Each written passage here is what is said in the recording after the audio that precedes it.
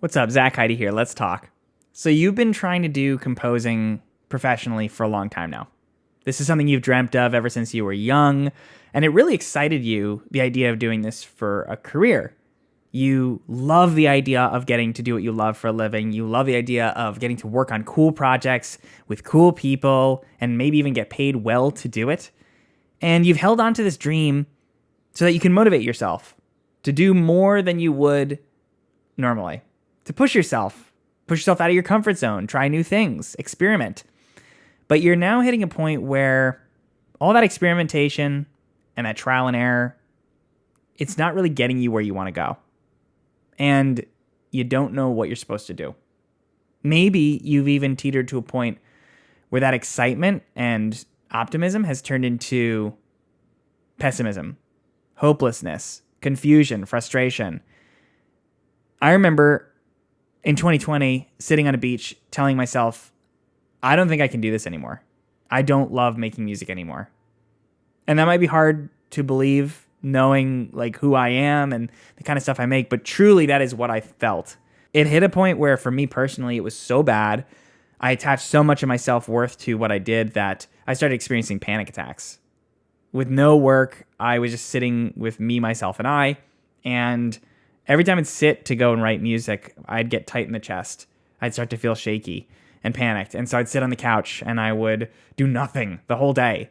And then I would try again the next day, and it would repeat and over and over and over and over and over again. And I was just stuck in this phase of like, I can't do anything about this. So what am I supposed to do with myself? If you're feeling that way, I want you to know that you're not alone. And what you think is this big insurmountable obstacle that's stopping you from getting where you want to go is actually just a tiny little roadblock. Our careers and our musical dreams and endeavors are not straight lines to the top.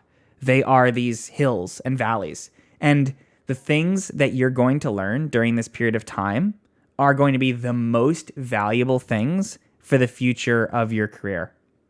So what are you supposed to do when you've tried what seems like everything and nothing is working? Well, the first thing that I want you to do is I want you to start focusing on your health. I know that sounds simple and out of left field, but you're probably drained. You've probably drained your tank by trying to try lots of different things, and it's time to start refueling, replenishing yourself, and doing some stuff you love again so that you can sustain this. You see, the people that find success in composing careers are not people who just keep their head down nonstop. They're people who maintain the energy to see it through to the end.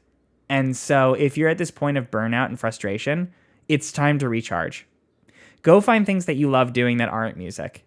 You know, for me at that time in quarantine, I started to explore new hobbies. I started to read more. I started to play more video games. I tried to socialize more. And I also even did woodworking. But I didn't do any of those things with the goal in mind of like, let me repurpose this thing so that it can be part of my career story. It was more like, what can I do for myself right now? The second thing that I want you to do is just like take a breath and exercise a little bit of patience. Sometimes when things aren't working, our instinct is not to wait and see. Our instinct is to immediately change things. So it's like, hey, I sent that email, it didn't work. What do I do? What do I do? I have to send this other email. Oh, I should have sent this. I should have done this. Instead, I just want you to take a breath and slow down and ask yourself, like, sorry about the garbage truck. I want you to ask yourself, am I really being patient enough to accurately see the results of the things that I'm trying? If you made like 5 YouTube videos and then you said, it's hopeless, I can't become a YouTuber, right? The problem isn't that like you did anything wrong. The problem is just that you needed to make more. And maybe you needed a little time. I've had times where I made YouTube videos and they didn't do as well as I hoped. And I said, oh, damn, that's too bad. And then a year later, a video would pop off and suddenly that video that didn't do so well is now my best performing video of all time. I've had times where I've reached out to people and sent cold emails and didn't hear back for a week, 2 weeks, a month, 2 months, and said, damn, I must have screwed up. And then suddenly a gig comes around. In fact, the best gig that I've ever had, one of the best ones, writing music for Kung Fu Panda the Dragon Knight on Netflix, came not from the first email, with Bob Lydecker, not from the second, not from the third, but 4 emails and multiple hangouts together before a work opportunity arose. Now, if I had sent that first email, nothing had happened, and I'd say, it didn't work, I got to try something else, and I pivoted, right? I never would have stuck around long enough to see the results of the things I was trying. So you just need time. Sure, you need to adapt, and sure, you need to try new things, but you also need time. And unfortunately, time's not a component you can control. It's a component you have to accept. Now, what if you're saying, like many composers, I don't have time, time's running out? I would challenge that belief a little bit. Is time really running out, or you just want to get there faster? Because you might think you want to get there faster, but the reality is you want to get to the point that you want to go to with as much tools and knowledge and positive behaviors as possible. Because when you get to the point that you want to be at, ideally, maybe writing music for films, games, and animation full time, you want to be well equipped. You want to have a good lifestyle. You want to have a good balance. You want to feel good about yourself. You want to be able to say no. You want to value yourself high enough that you can charge more. You don't want to need that for happiness, because what will happen is you'll attach yourself to it. And when you attach yourself to it, then it becomes your lifeblood, like it was mine. And then when it's not there, you don't feel so good about yourself anymore. You experience anxiety. You feel like your life is falling apart. One of the toughest realities about this career is that work isn't consistent, even for the best, most established composers.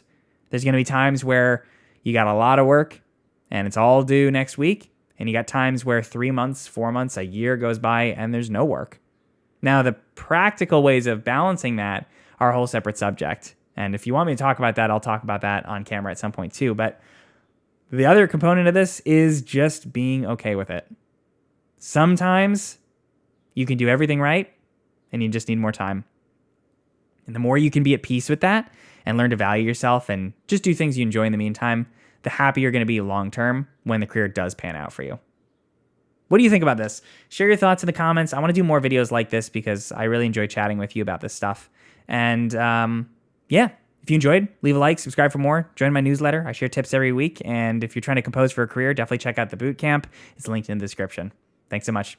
Talk soon.